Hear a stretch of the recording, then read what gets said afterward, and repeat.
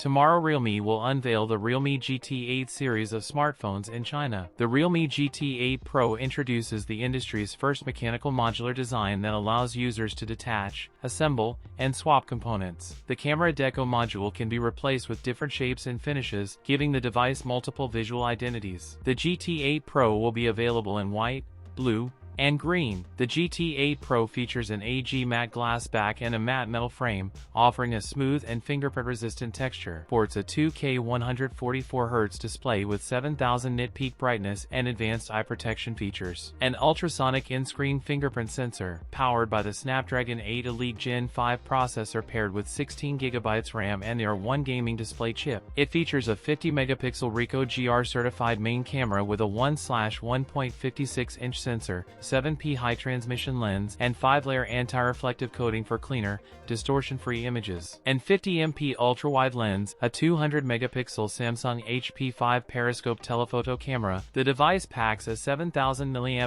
battery with 120W wired and 50W wireless charging support and bypass charging. That's it for today's video. If you enjoyed it, don't forget to like, comment, and subscribe for more content. Thanks for watching, and I'll see you in the next one.